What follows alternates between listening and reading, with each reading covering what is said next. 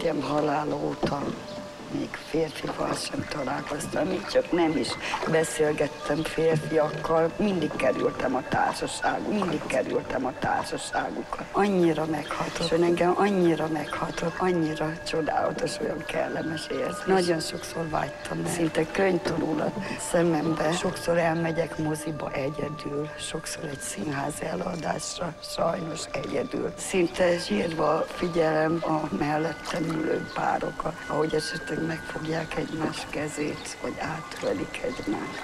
Lehet ezen változtatni.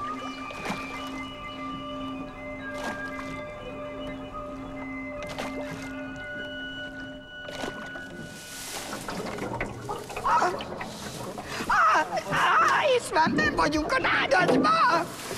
Nem vagyunk a Nádasban! Tud ön vezetni, drága? Tud ön egyáltalán vezetni? Ja, és tele a csónak vízzel, elsüllyedünk! Nem kell pánikba esni. István, menjünk ki, vigyen engem ki, tessék, vigyen ki! István, nem akarunk most csónakázni, vigyen ki, tessék, vigyen ki! Nem akarunk most csónakázni, vigyen ki engem! Jaj! Legalább fogjál!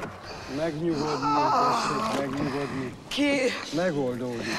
Megoldódik, István, megoldódik, drága. Legalább fogjál! Ne haragudjon, én azt hittem, kicsivel jobban tud. Ki? Megoldódik. Megoldódik, István, megoldódik, drága. Ne haragudjon, én azt hittem, hogy kicsivel jobban tud evezni.